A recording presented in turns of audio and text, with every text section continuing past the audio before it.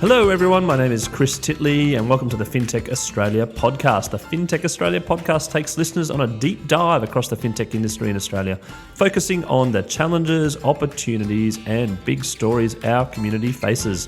Let's get to today's episode.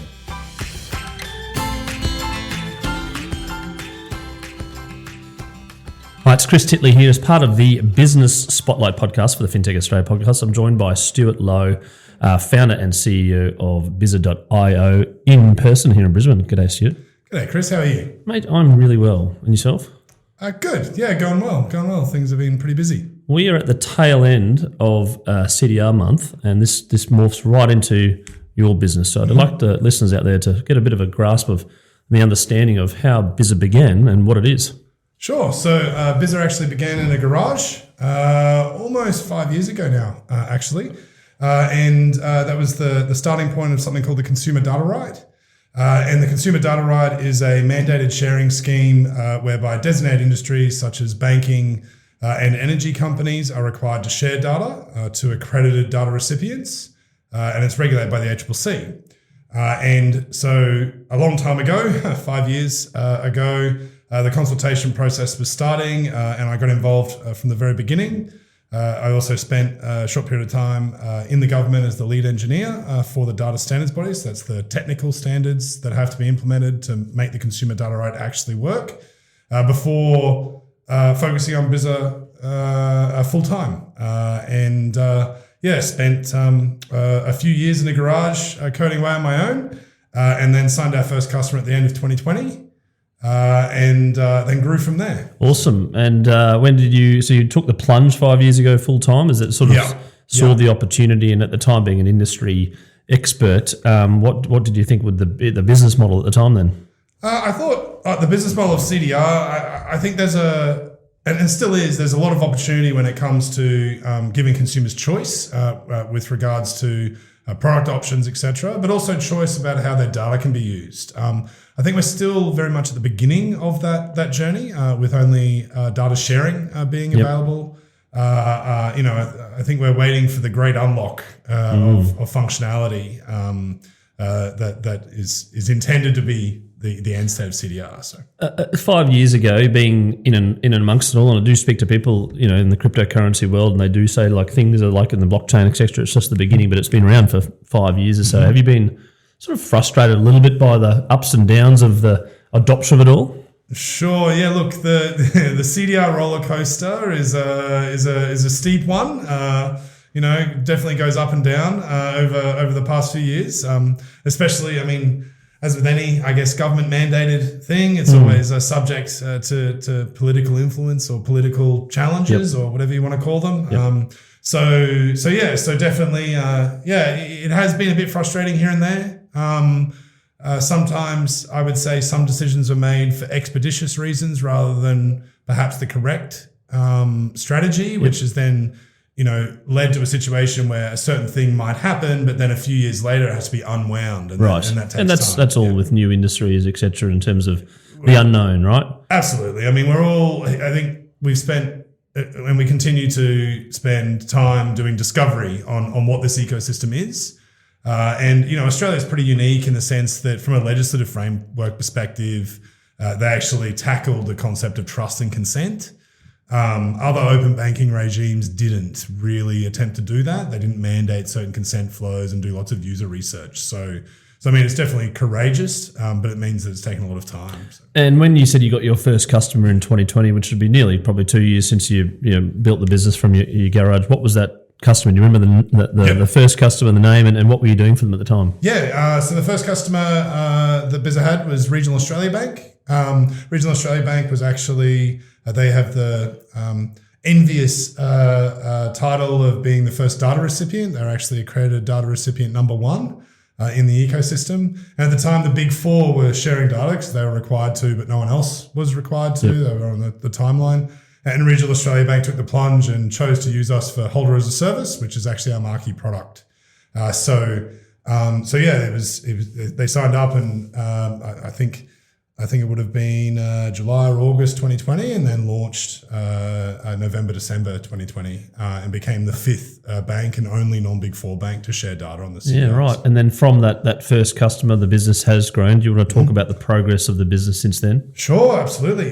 So I guess a little bit of a story is at the start of 2021, we hired our first employee or employees who actually happen to be people I've known for 2 decades. So friends. Made it easier on a CV and a reference check. Yeah, exactly.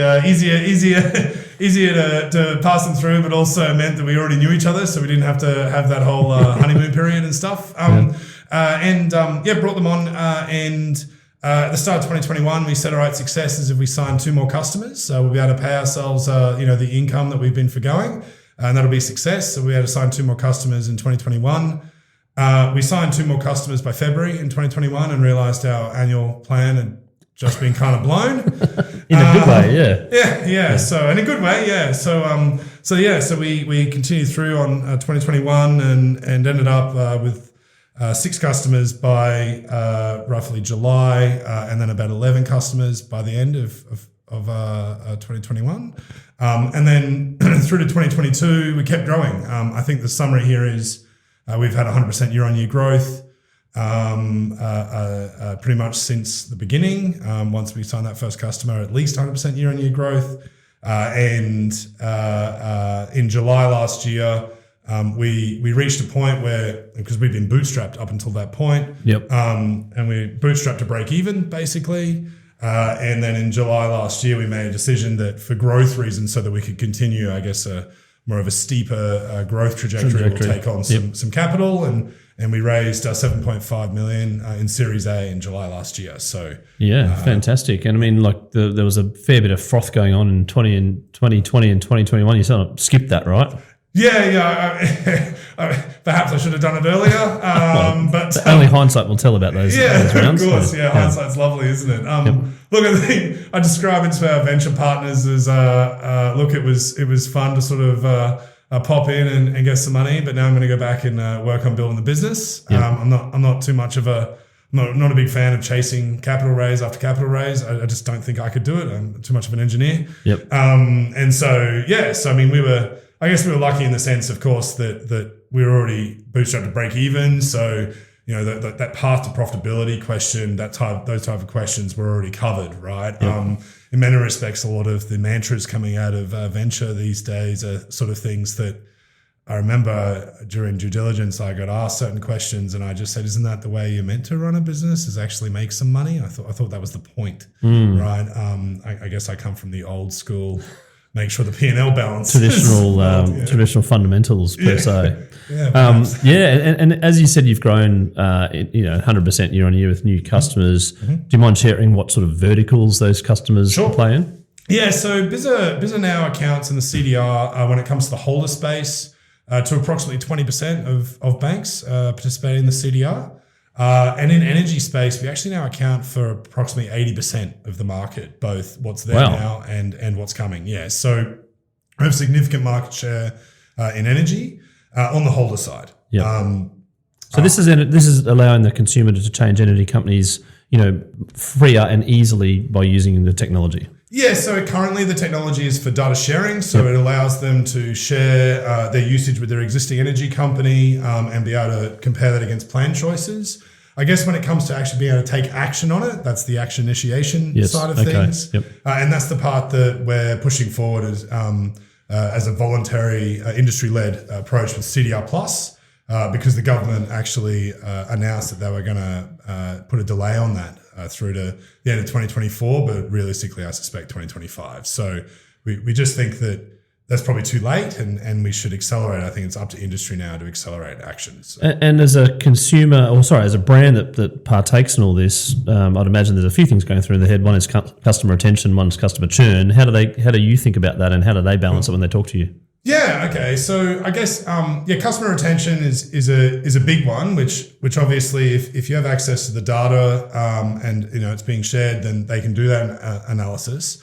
If I look at it from an action perspective and I look at it specifically for energy, the ability for a external party like a data recipient to churn a consumer from one energy provider to another would certainly be a powerful thing. I mean, that's basically new customer acquisition channel. Yep. So I mean, obviously, most energy companies want to acquire new customers and continue growing. So certainly, if there's a lower friction way of doing that, then they're all in. But more broadly, if you look at if you take an ESG angle as well, there's things like being able to use your utilization to assess what your solar panel consumption. And various times. And, exactly. Okay. Yep. Combine that with satellite imagery. Maybe you've already got solar panels on your house roof. The CDR data includes things like inverter models and when it was installed. So you may actually be able to go and do assessments on, is your solar panel deployment efficient? Or maybe we should actually replace your solar panel deployment, at which point you'll actually save money in the future. So it's not just about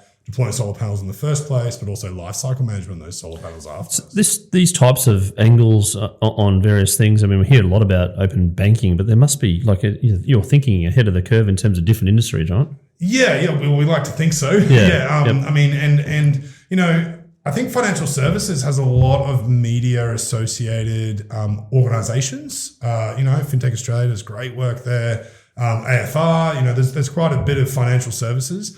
Energy is much more like dispersed, right? The energy market itself is split between retailers, generators, distributors, transmission.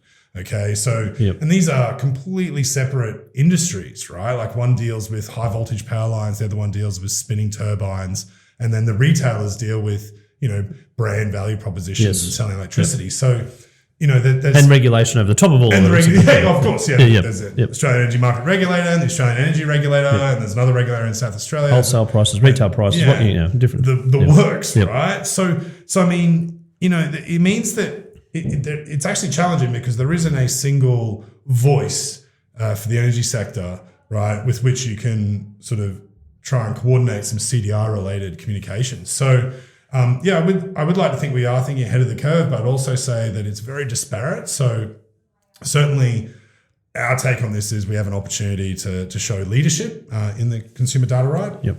And energy does provide an ideal sector to do that in, and not least of which because it is regulated, but if you compare it to the obligations for consumers on financial services, it's less onerous. It's much less onerous. Yeah. Yep. And then you've got other industries just off the top of my head, something like telecommunications and internet providers, etc. Are they starting to think about this? Yeah. So telco was actually delayed by the government until 2025, I believe, or at least until the strategic review was finished. But that doesn't stop them looking out and having a chat with us about that future. I think there's an element also that there are actually energy companies that are telcos and telcos that are energy companies. Yep. Okay. There's also banks that are energy companies. So if you start looking at that from a cross-industry perspective, you could get a situation where, and in fact, this is already the case, at least in one scenario, where you can have a telco actually sell you an energy plan, or an energy provider sell you a telco plan. Okay, that's already happening. Yep. I think all three of the big three energy companies actually have internet service provider capability as well. But if you then look at the bank side, there's banks that have energy capability as well. So now you could potentially see a situation where you could bundle, and I think one of them actually has a partnership with a telco. So you could actually have a situation where while you're getting your loan refinance, the offer comes back that it's this interest rate. We'll give you unlimited energy for the length of your mortgage, and we'll give you unlimited, NBN for the length of your mortgage, and they will all be bundled up. And you just pay your mortgage. So that's interesting, isn't it? Come home, the first home buyer type. Yeah, and then it's just all to worry about it, right? That's right. It's all just managed. Obviously, and from price point of view, but yeah. I mean, I assume that squeeze that into net interest margin. I bet, but yeah, certainly for the consuber, right? It's that no worries type house move type concept. So there you go. So there is certainly some. And then some I see, was it Woolworths the other day, and they had an ad for their credit card, or they had something else for insurance as well. Yep. So there's kind of embedded stuff. Yeah, that's right. Yeah, I mean, I think traditionally those type of partnerships have really been white labels and a little bit slower moving. I think if you extrapolate out where CDR can go, you can potentially end up with a brand. Okay, simply consuming CDR services from all these different sectors, right, and providing a facade over the top of it so that it seems like you're interacting with that one brand, and in fact, maybe they're operating support channels and that sort of thing. Yep. But actually, they're just acquiring services. Well, I think Kogan has a little bit of that with their sort of Kogan Insurance, and they had partnered with Medibank, I think it was, and their Kogan Mobile partnered with a particular one. So you might see more of that down the track. Yeah, absolutely. I think possibly the difference there, though, is that they're probably bilateral deals happening between Kogan and the insurance provider, whereas the CDR may actually end up with a situation where you have 10 insurance providers and they dynamically float between them. Yeah, right. Right. And so you might be underwritten by a different provider. And perhaps insurance isn't a great example. Yeah, no, insurance is challenging, but along those lines. So, and you did mention FinTech Australia. We are in CDR month. You made an appearance at the Finnies the other day. I caught up with you, and and you're an award winner. Can you talk about that process and the night? Yeah, sure. Firstly, so the Finnies process is submit your applications, and then I think you've been a judge, and I'm not entirely sure of the internal machinations, but yes, I was a judge this year and last year. Yep. And from what I understand, it's three. I can't recall the number of categories that I. No, I mean the three levels or 3 rounds or something. Oh, there's different rounds. You're right. Yeah. Yes. Yeah. Yeah. And so that's my understanding is you put your submissions in, and then slowly but surely you get whittled down to a shortlist. And then the shortlist happens on the night of the Finnies. And that was actually the first time I attended the Finnies. It was a great event. I really enjoyed it. Good to see everyone out and about. Wearing the tuxedos? Yeah, everyone forced into a tux. I must admit, I had a rental that all the seams were gone. That was a bit of fun, but did it come back in good nick? Do you get your deposit back? I hope so. I haven't checked. That's a good point. It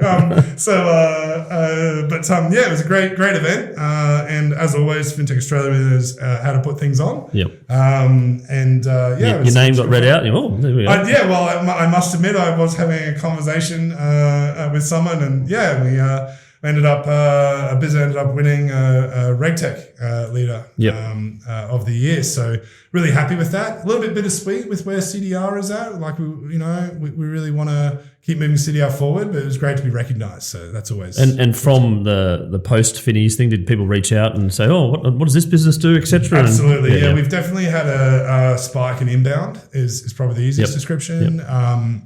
Whether it be people that are using an electricity term, a spike. Yep. Yeah, that's right. Had a spike in interest. Yeah, we're a little bit of a drier, enterprising type business, so you do notice it. Whether it be people that are perhaps providing consulting advice to organisations that are mandated and struggling with how to solve certain problems, or others that are perhaps disappointed with their solution at the moment.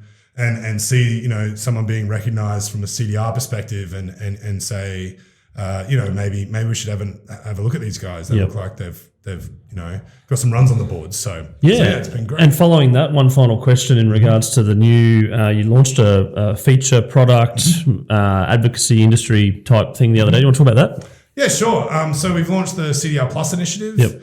Initiative was the word I was looking for, right? Yeah. It's not a product of Bizza, it's an initiative. Essentially, it's a royalty-free technical specification collaboration. So that's a bit of a tongue twister, but essentially what we're trying to do is design the next stage of the technical side of things for the CDR with an aim towards voluntary action initiation. So we think there's an opportunity to prove action initiation well before a mandate and then introduce functionality on a voluntary basis. Right, and so the CDR Plus initiative there is really to invite any collaborator to participate in that process. It's all under MIT license, okay, and so we actually encourage competitors, like we want competitors to participate with us so that we can get a ecosystem-wide standard, right, that people are voluntarily participating in. So awesome. That's why it's not a product for us. It's an initiative. Fantastic, mate. Thanks so much for coming in and having a chat. I really appreciate it, and good to catch up with the Finnies, and well done, and hopefully next year repeat winner, dual back to back. Yeah, we'll see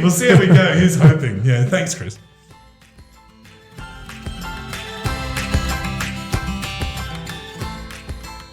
Thanks for listening to the FinTech Australia podcast. I'm your host, Chris Titley. The FinTech Australia podcast is a collaboration between FinTech Australia and Sub 11. For more information about membership options, news and the events coming up, jump on to the FinTech Australia website. Have a great day. Thanks for listening, and we'll catch you next time.